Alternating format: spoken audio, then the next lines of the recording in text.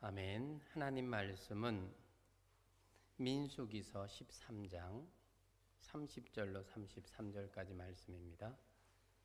민수기 13장입니다. 30절로 33절까지 찾으신 줄 알고 제가 봉독하겠습니다.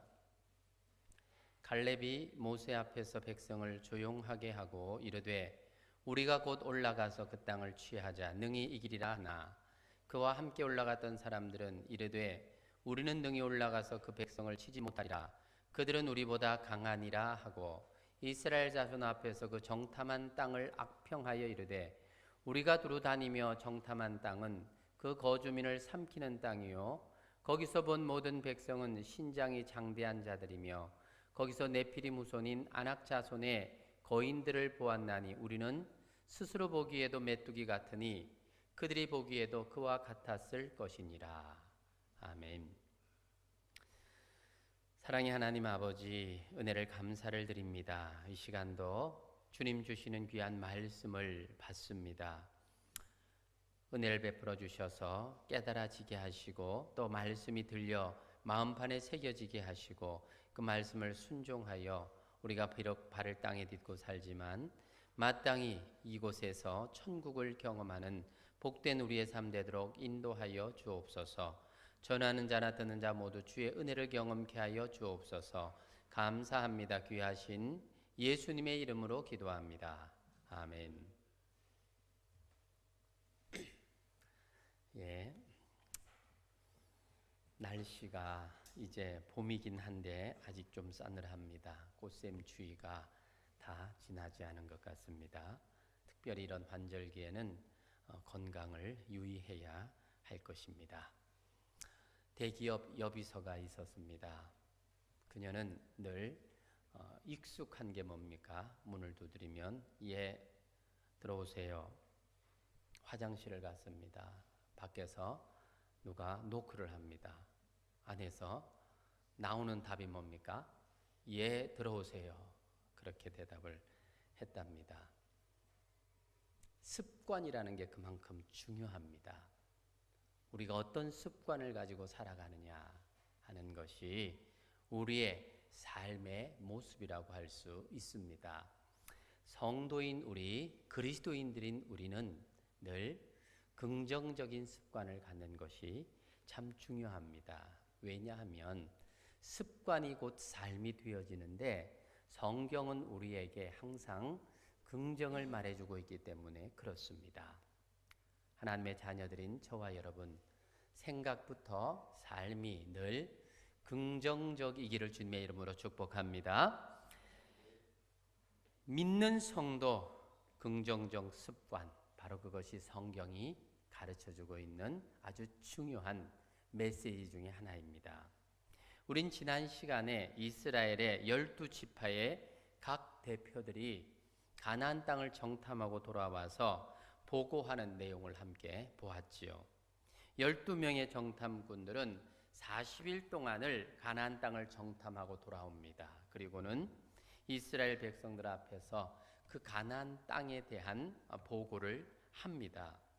그 정탐한 보고 내용이 무엇입니까? 과연 그 땅이 젖과 꿀이 흐르는 희망의 땅이라고 하는 것입니다.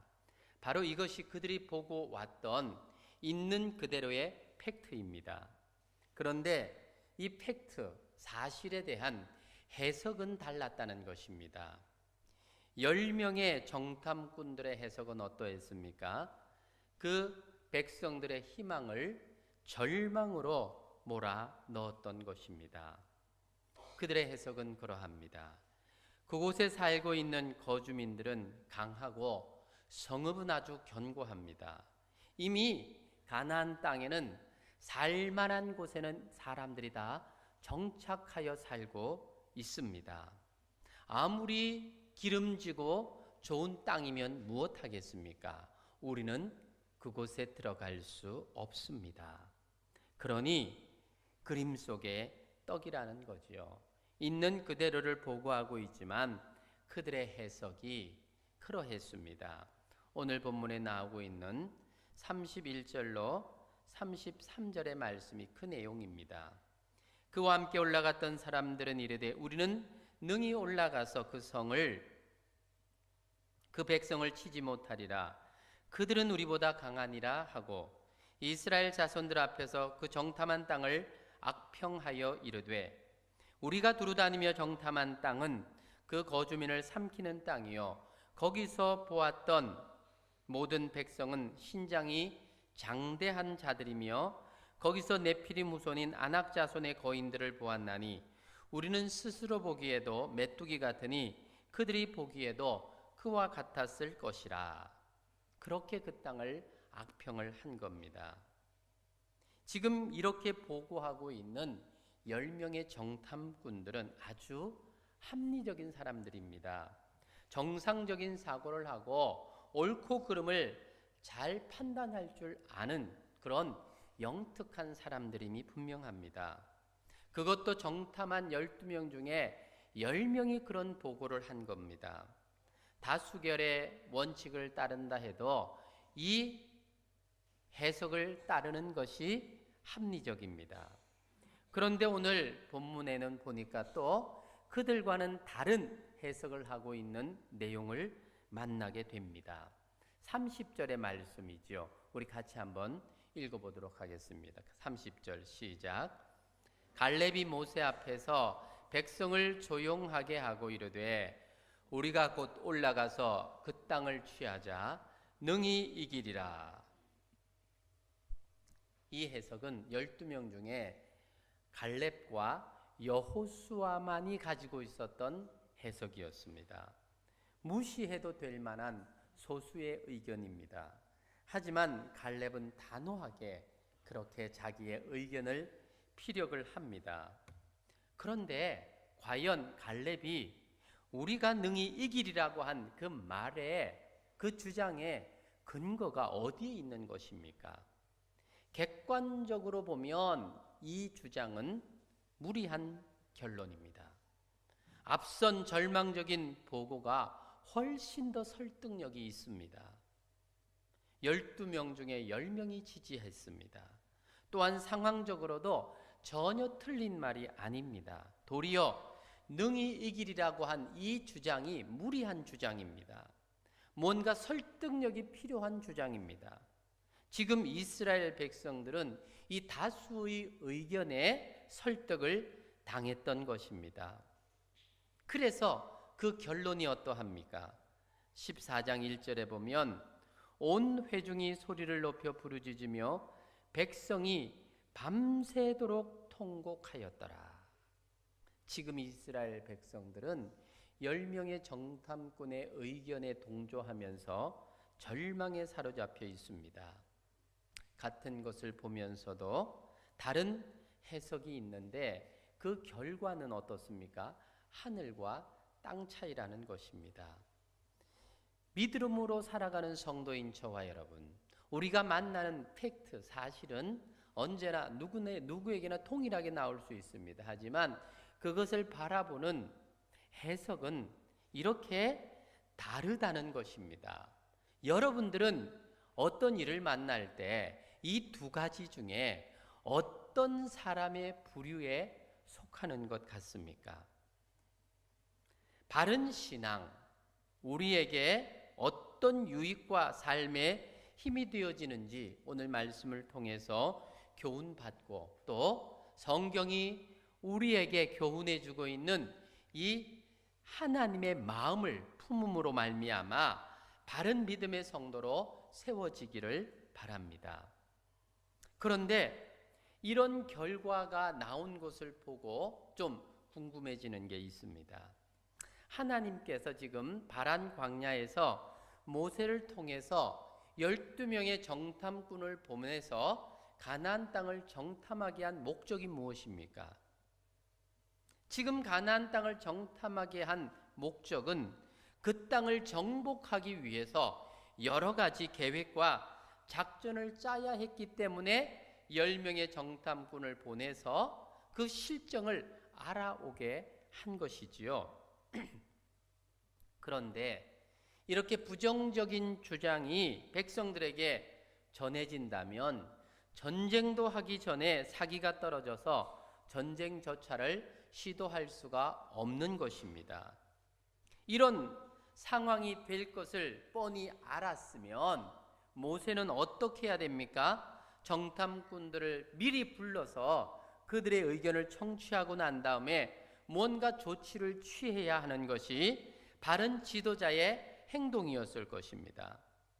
그런데 지금 그런 사전 협의를 하지 않고 바로 그 상황을 백성들 앞에 보고를 하게 하니까 가나안 땅을 포기해야 할 상황이 되어졌다는 것입니다.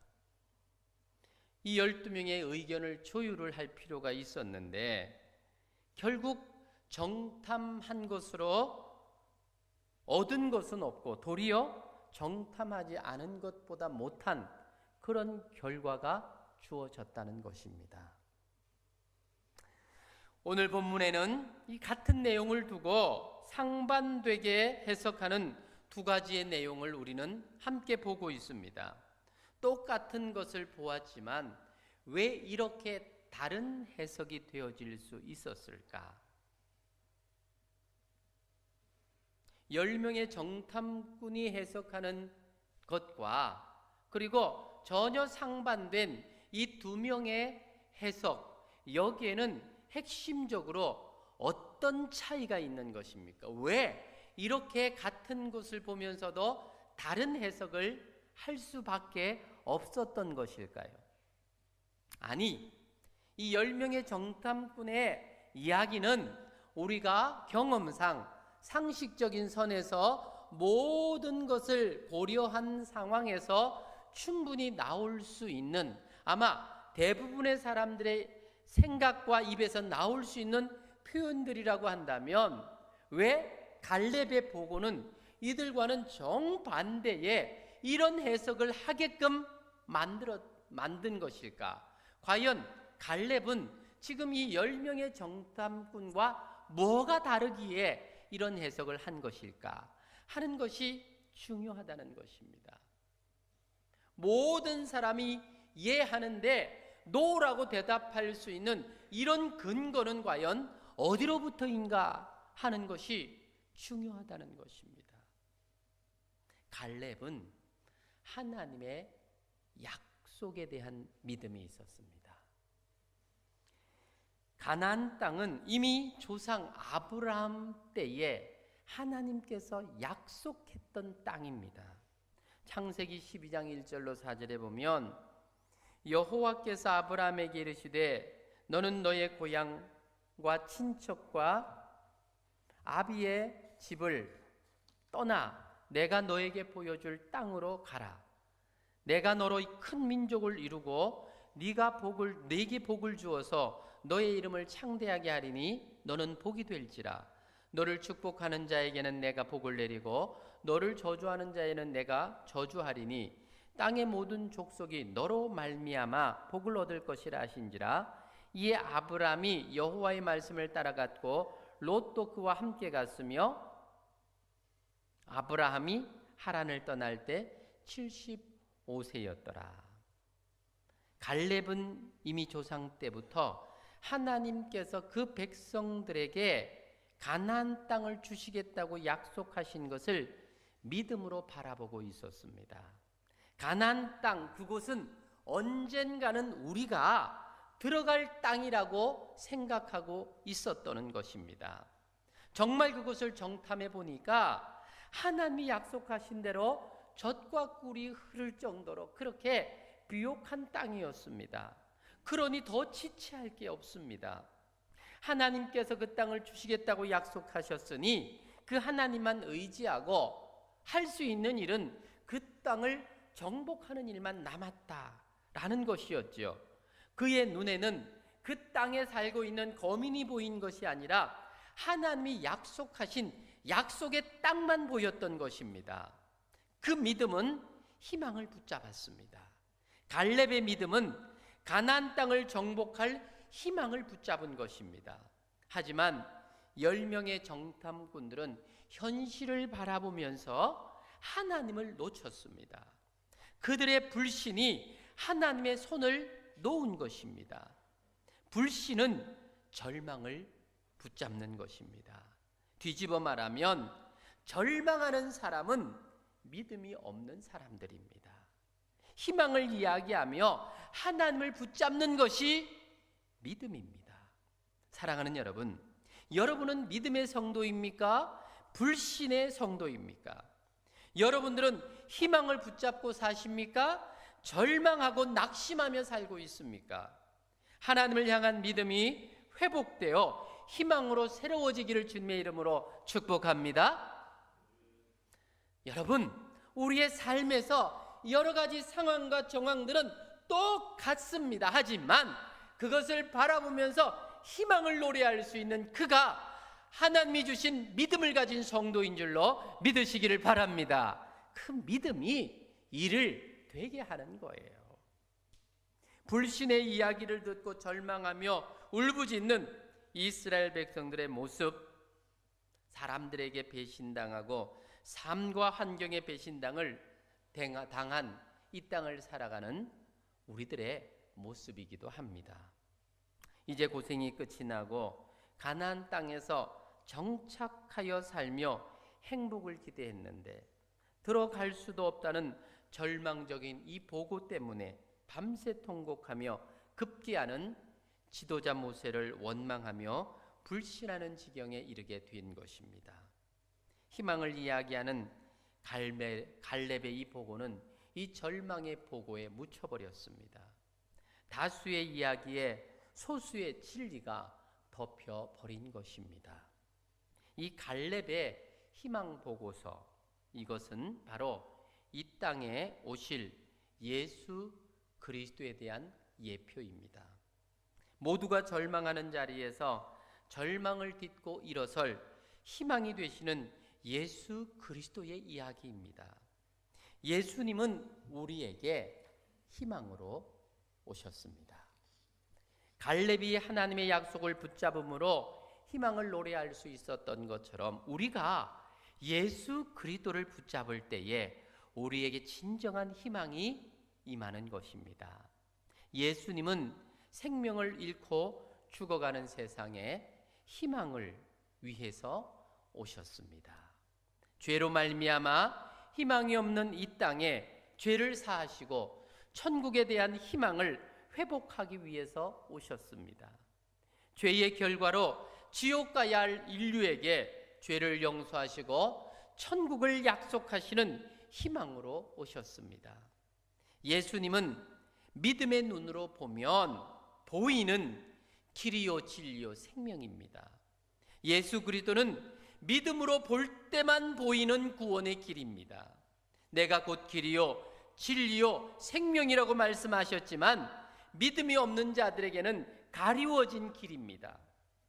예수님은 모든 사람들에게 다 열려 있지만 믿음의 눈을 가진 자들에게만 보이는 길이 되십니다.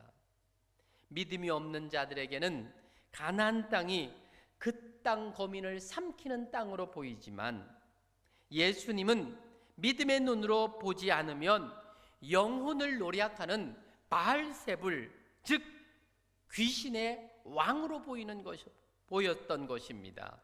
그래서 누가복음 11장 14절로 15절은 말합니다. 예수께서 한 말 못하게 하는 귀신을 쫓아내시니 귀신이 나가매 말 못하는 사람이 말을 하는지라.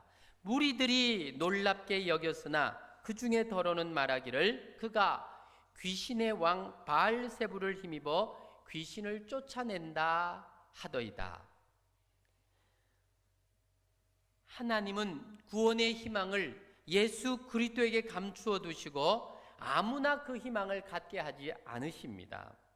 사랑하는 자에게만 보여주시고 소유하게 하시는 것입니다.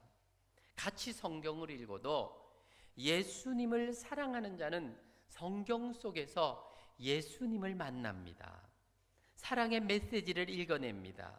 하지만 사랑하지 않는 자들에게는 보이지 않습니다. 가리워져 있습니다. 불신의 눈으로 읽으면 거지처럼 보이기 때문에 읽으면 읽을수록 더 멀어지는 것이 바로 성경입니다. 일반 계시의 눈으로 이 성경을 보면 이 성경은 그저 우리에게 착하게 살라고 하는 도덕책으로 보일 뿐입니다. 하지만 특별 계시의 눈, 믿음으로 이 성경을 보게 되면 바로 거기에서 우리의 진정한 구원자 되신 구원의 예수님을 만나게 되는 것입니다.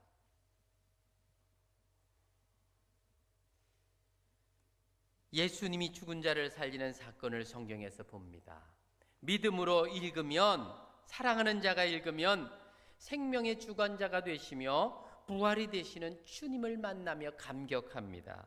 하지만 불신자, 불신의 눈으로 그 내용을 읽으면 그것 때문에 성경이 믿어지지 않고 그것 때문에 성경이 더 멀어지는 것입니다. 사랑하는 여러분, 오늘 성경에 기록된 이 갈렙의 이야기를 읽으면서 여러분 믿음에 대한 도전이 생기고 있습니까? 절망적인 내 삶의 현장이 나를 사랑하여 주시는 하나님의 사랑의 손길로 읽혀지고 믿음으로 다시 도전하고 싶은 희망이 생겨지십니까? 그렇다면 당신은 믿음의 사람입니다. 성경에서 인생의 답을 찾는 지혜자입니다. 예수님이 주시는 희망은 바로 천국입니다. 예수님은 천국을 마치 밭에 감추인 보화와 같다고 비유를 통해서 말씀해 주셨지요. 마태복음 13장 44절에 천국은 마치 밭에 감추인 보화와 같으니 사람이 이를 발견한 후 숨겨두고 기뻐하며 돌아가서 자기 소유를 다 팔아 그 밭을 샀느니라. 예수님이 약속하시는 천국은 밭에 감추인 보화와 같습니다. 밭을 일구다가 그 밭에 보화가 있는 것을 발견한 농부, 자기의 모든 것을 다 팔아서 그 밭을 살 것입니다. 왜요? 밭이 좋아서가 아니라 그 밭에 감추어져 있는 보화를 갖기 위해서이지요. 예수님이 주시는 희망을 발견하는 사람은 모든 것을 희생해서라도 그 희망을 붙잡습니다. 그렇게 살았던 많은 믿음의 사람들이 히브리서 13장에 기록되고 있는 믿음의 사람들의 이름들입니다.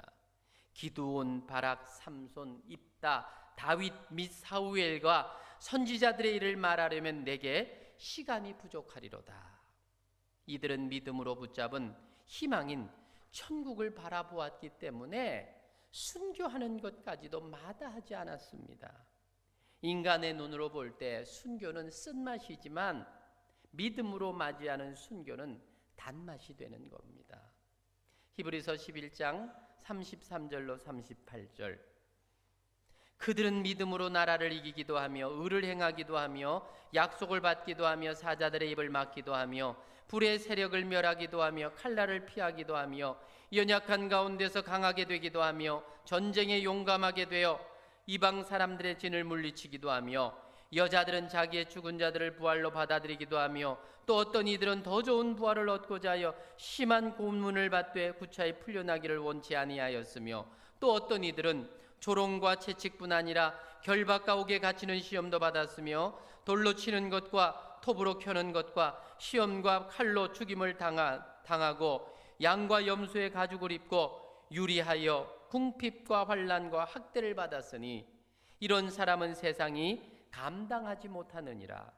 그들이 광야와 산과 동굴과 토굴에 유리하였느니라. 이런 사람들은 성경은 한마디로 세상이 감당하지 못하는 자라 그랬습니다.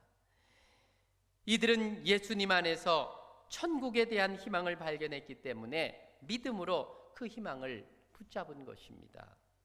기독교 역사를 보면 과거에는 예수를 믿는다는 것이 세상과의 단절이었고 모든 세상에 기득권을 내려놓는 일이었습니다. 그래서 누군가 신학교를 간다라고 말하면 이제는 나를 버리고 예수님을 순교하러 간다, 그렇게 생각했습니다. 그런데 지금은 많이 달라졌습니다. 더 이상 기독교가 가난한 종교가 아닙니다. 예수 믿으면 핍박받고 고통당하는 것이 아니라 예수 믿으면 복받고 부자 된다는 인식으로 변했습니다. 핍박 속에서 믿는 성도와 평화의 시대에 믿는 성도, 둘 중에 과연 누가 더 천국에 대한 희망이 가득한 성도이겠습니까?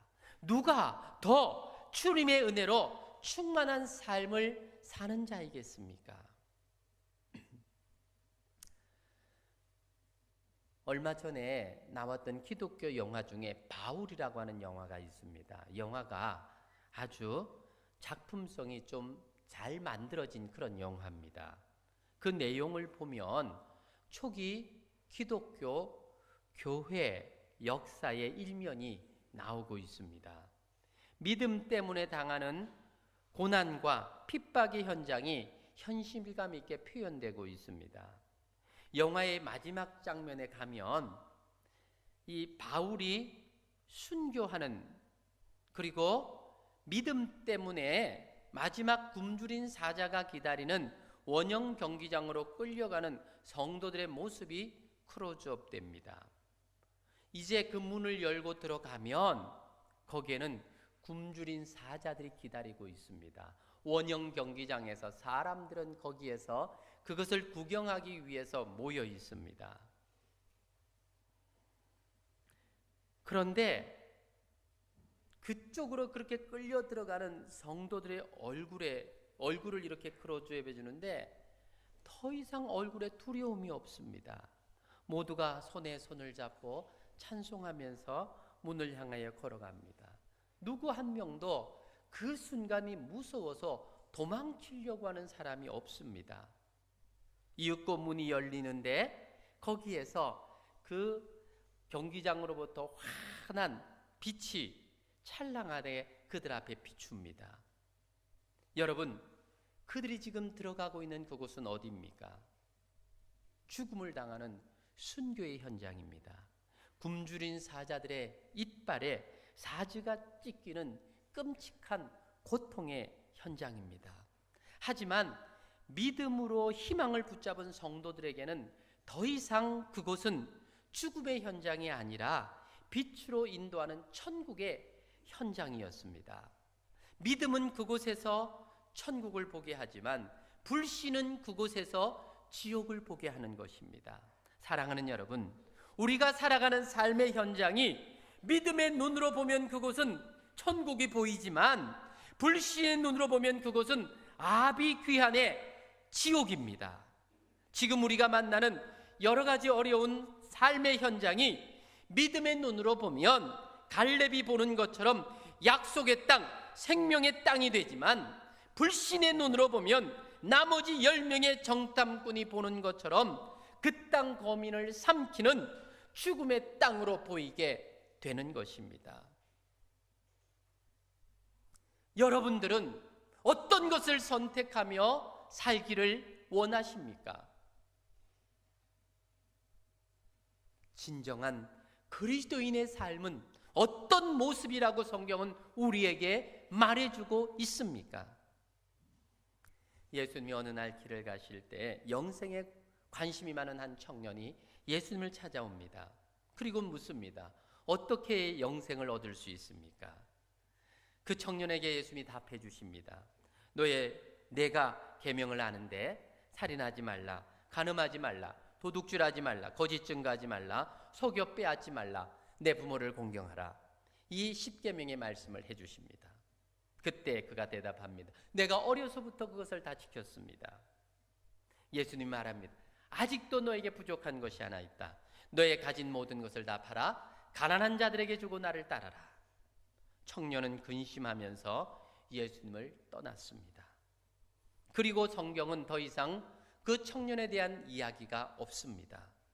아마도 청년은 희망이 되시는 예수님이, 그 청년에게 있어서의 희망은 예수님이 아니라 재물에 두고 있었음을 보게 되는 겁니다.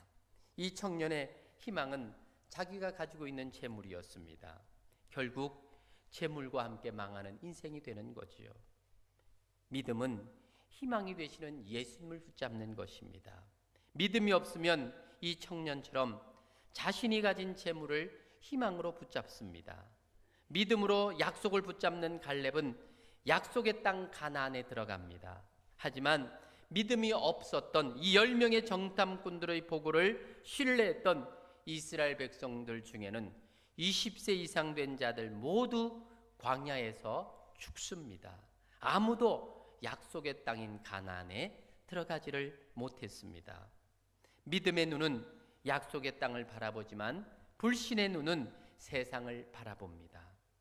믿음이 없는 롯의 눈에는 멸망당할 소돔과 고모라 땅이 여호와의 동산처럼 보이지만 믿음으로 바라보는 아브라함의 눈에는 약속인 땅인 가나안이 보이기에 그곳에 정착했던 것입니다.